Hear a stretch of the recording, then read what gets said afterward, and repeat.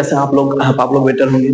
तो आइए आज हम लोग स्टार्ट करने जा रहे हैं न्यूटन्स लॉ ऑफ मोशन। ठीक है, इससे पहले बहुत सारा चैप्टर हो गया, जैसे फर्स्ट 1 डायमेंशनल मोशन कवर कर दिए हैं, वेक्टर कवर कर दिए हैं, 2 डायमेंशनल मोशन कवर कर दिए हैं, उसमें जो भी रेनमेंट प्रॉब्लम था, रिवर बोट प्रॉब्लम था, सारा कुछ कवर हो गया। आज हम लोग स्टार्ट करने जा रहे हैं एनएलएम, जिसको हम लोग बोलते हैं न्यूटन्स लॉ ऑफ मोशन। ठीक है, एनएलएम ये देखने जा रहे हैं।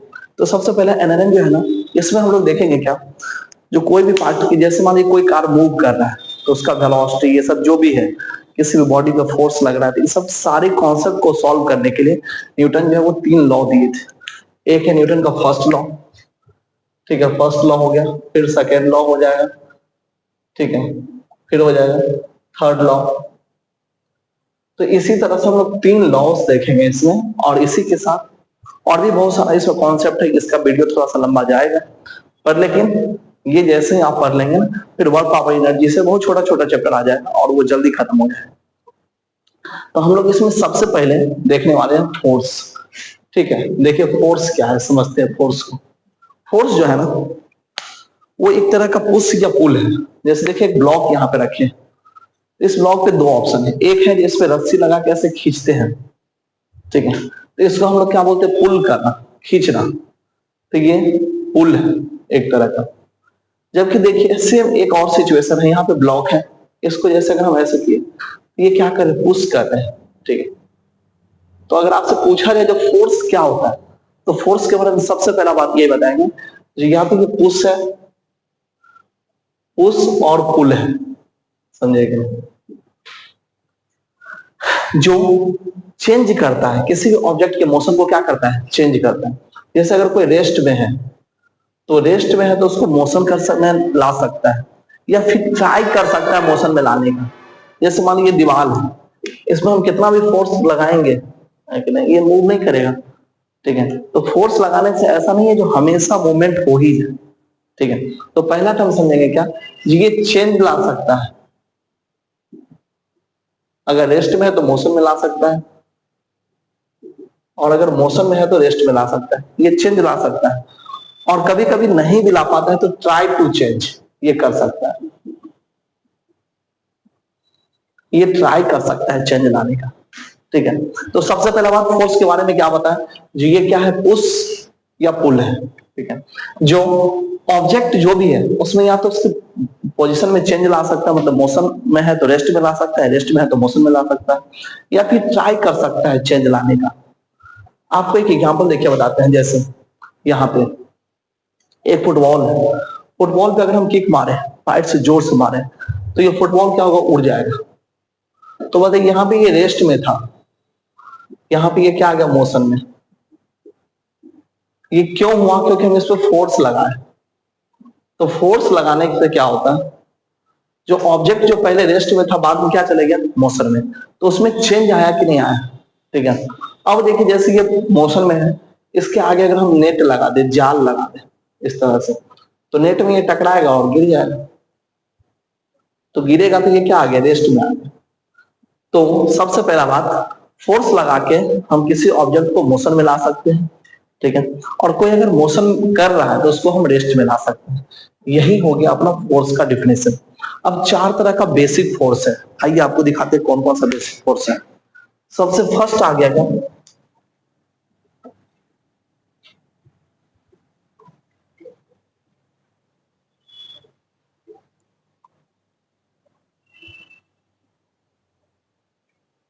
समझिए, सबसे फर्स्ट बेसिक फोर्स जो है उसको बोलते हैं क्या, फंडामेंटल फोर्स या बेसिक फोर्स। तो सबसे फर्स्ट आ गया ग्रेविटेशनल, ग्रेविटेशनल फोर्स सबसे पहला हो गया।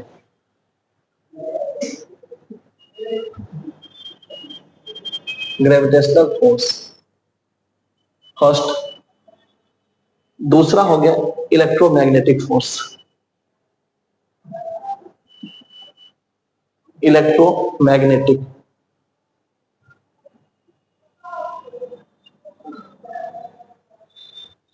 इलेक्ट्रोमैग्नेटिक फोर्स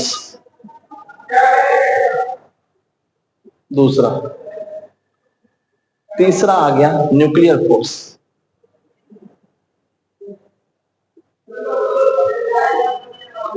और चौथा हो गया वीक फोर्स। देखिए आपको बताते हैं ग्रेविटेशनल फोर्स क्या होता है। जैसे सन और मून या सन और अर्थ,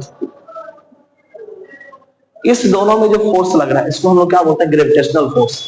G m1 m2/r², ये इसका फॉर्मूला होता है ग्रेविटेशनल फोर्स का।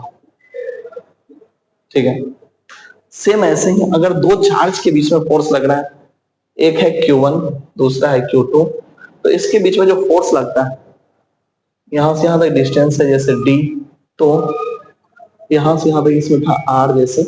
तो चलिए देखते हैं, फोर्स इक्वल टू क्या आ गया, K Q1 Q2/r²। ये आ गया इलेक्ट्रोमैग्नेटिक फोर्स। इलेक्ट्रोमैग्नेटिक फोर्स दो चार्ज के बीच में लगता है। ठीक है, तीसरा आ गया न्यूक्लियर फोर्स। न्यूक्लियर फोर्स कब लगेगा, जैसे आपको देखिए बताते हैं, ये एक न्यूक्लियस है, न्यूक्लियस में प्रोटॉन है, प्रोटॉन है, तो समझिए प्रोटॉन पे प्लस चार्ज और प्रोटॉन पे प्लस चार्ज, तो प्लस चार्ज और प्लस चार्ज आपस में कैसे रह रहे हैं, तो वहां पे जब डिस्टेंस 10⁻⁻15 मीटर से कम होता है दो कोई भी पार्टिकल में, तो उसमें एक नया फोर्स आया था जिसका नाम है न्यूक्लियर फोर्स। क्या नाम है, न्यूक्लियर फोर्स। तो इसका रेंज होता है 10⁻⁻15 मीटर। समझेंगे, जब दो पार्टिकल इतना करीब आता है 10⁻⁻15 मीटर, तब उसमें एक फोर्स हुआ जिसका नाम है न्यूक्लियर फोर्स। और ये कैसा होता है, अट्रैक्टिव इन नेचर होता है, जिसके वजह से इसको आपस में अट्रैक्ट करने लगता है ये एक दूसरे को। ठीक है, यही बात कहा जाता है। और चौथा फोर्स है वीक फोर्स। ये हम आपको पढ़ाएंगे जब न्यूक्लियस पढ़ाएंगे, हम क्लास 12 का एक चैप्टर है न्यूक्लियस। इसमें alpha particle, beta particles, gamma particle, ये सब जब इमिशन होता है ना, उस टाइम पे ये न्यूक्लियर फोर्स अप्लाई होता है। अब देखिए न्यूटन का फर्स्ट लॉ क्या है, इसको समझते हैं सबसे पहले। First laws of motion.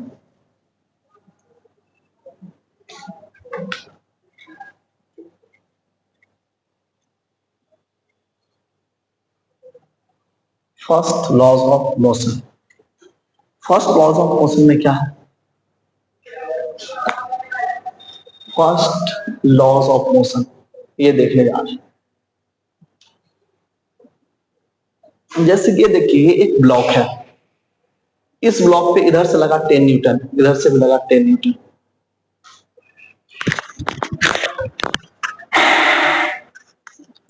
ठीक है, सॉरी, देखिए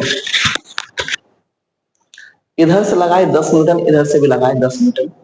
ठीक है, इधर से भी मान लीजिए लगा 10 न्यूटन और इधर से भी लगा 10 न्यूटन। देखिए बैलेंस है, ये 10 न्यूटन को ये 10 न्यूटन बैलेंस कर देना, ये 10 न्यूटन को ये 10 न्यूटन बैलेंस करना है। ठीक है, तो अगर sum of all force, sum of all force, sum of all force अगर 0 है,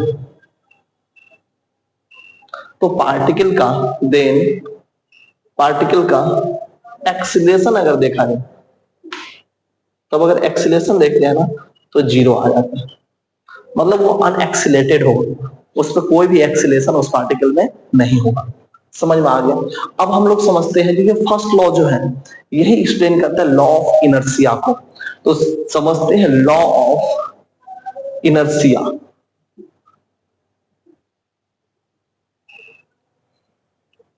TIA, इनर्शिया, रसिया नहीं, लॉ ऑफ इनर्शिया। इसमें क्या होता है, ये जैसे देखिए लॉ ऑफ इनर्शिया यही कहता है जो कोई बॉडी अगर रेस्ट में है, रेस्ट में है अगर ये, तो ये हमेशा ट्राई करता है जो हम रेस्ट में ही बने रहे, उसमें कोई भी चेंज लाने का वो ट्राई नहीं करता है। तब तो देख रहे हैं जो गरीब है वो गरीब होते चले जा रहे हैं। इनर्शिया जिस स्थिति में उसी स्थिति में रहना चाह रहा है, बोला भाई हम इसी में खुश है, हमको जरूरत नहीं है किसी और चीज। और कोई बॉडी अगर जैसे देखिए दूसरा सिचुएशन है, जो बॉडी अगर कांस्टेंट वेलोसिटी से मूव कर रहा है, जैसे मान लीजिए 10 उसका कांस्टेंट वेलोसिटी से, तो यहाँ पे भी 10 ही है, यहाँ पे भी 10 ही है। ये जो है ना उसी अपना जो पोजीशन है उसका, जो वेलोसिटी है उसी को मेंटेन करने का वो हमेशा कोशिश करता है, ट्राई करता है। समझ में आ गया, यही है लॉस ऑफ इनर्शिया। जो अगर बॉडी रेस्ट में है तो रेस्ट को मेंटेन करने का कोशिश करेगा, ठीक है। और अगर वो कांस्टेंट वेलोसिटी से है तो उसको कांस्टेंट वेलोसिटी को मेंटेन करने का कोशिश करता है, समझे कि नहीं, जब तक उस पर कोई बाहर से एक्सटर्नल फोर्स ना लग जाए।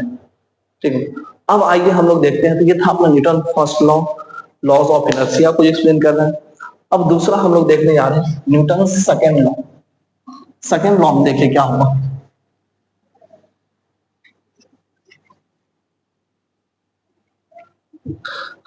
सेकेंड लॉ क्या बोलता है? सेकेंड लॉ, सेकेंड लॉ यही कहता है जो फोर्स इक्वल टू क्या होता है, फोर्स इक्वल टू होता है rate of change of momentum, rate of change of momentum. ये क्या होगा? Rate of change of momentum. मतलब देखिए फोर्स इक्वल टू अगर देखा जाए, मोमेंटम क्या होता है? डीपी, पी से मोमेंटम को दिखाते हैं बाय डीटी। मतलब मोमेंटम जो है ना, ये टाइम के रिस्पेक्ट में चेंज हो रहा है, तो इसी को हम क्या बोलते हैं? फोर्स। और मोमेंटम का फॉर्मूला होता है क्या? मास इनटू वेलोसिटी। मोमेंटम एक वेक्टर क्वांटिटी है, फोर्स भी क्या है? वेक्टर क्वांटिटी है। ठीक है। तो मोमेंटम इक्वल टू क्या हो गया? Mass into velocity. अब एक बात आपको बताते हैं, देखिए जो force equal to DP by D ये हुआ। अब डीपी मतलब मोमेंटम, मोमेंटम का वैल्यू क्या होता है? Mass into velocity. रखिए यहां पे, तो force equal to mass into velocity by dt, ये आ गया। अब देखिए इसमें एक बार हमको मास को डिफरेंशिएट करना पड़ेगा और एक बार वेलोसिटी को, और इसी के लिए हम आपको डिफरेंशिएशन में एक रूल पढ़ाए हैं, प्रोडक्ट रूल। ठीक है। आइए समझते हैं, यहाँ पे दो सिचुएशन बनेगा। एक सबसे पहले बनेगा क्या?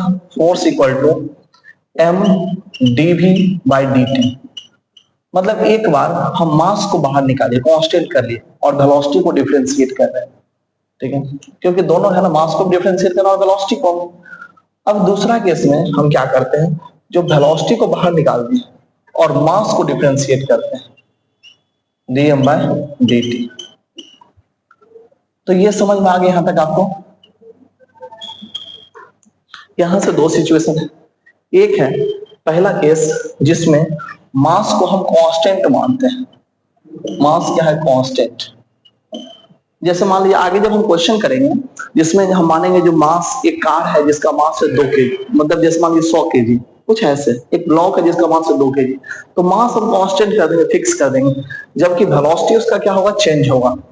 तो देखिए एक बात, मास अगर कांस्टेंट हुआ तो ये तो पूरा टर्म ही जीरो हो गया, क्योंकि मास में तो कोई चेंज ही नहीं आ रहा है, तो ये टर्म हो गया जीरो, तो बचेगा सिर्फ ये। तो क्या बचेगा? Force equal to d b by D t mass, और d v by D t velocity by time क्या होता है? एक्सीलरेशन। तो यहीं से निकल के आएगा F equal to M A. समझ में आ गया? F equal to. जबकि दूसरा सिचुएशन है जिस केस में वेलोसिटी कांस्टेंट होगा, उसमें मास में चेंज आएगा, चेंज। आगे हम आपको पढ़ाएंगे, तो जब रॉकेट उड़ता है ना तो वेलोसिटी उसका कांस्टेंट रहता है, लेकिन उससे मास लगातार निकलते रहता है, बम जो ब्लास्ट होता है तो धुआं के रूप में। ठीक है। तो ऐसे केस में क्या आया, इसका वेलोसिटी कांस्टेंट है, ये पूरा टर्म जीरो, सिर्फ ये टर्म आएगा। तो फोर्स इक्वल टू भी, बोले तो वनडी को क्या करें? Force equal to DM by D T, ये जो आया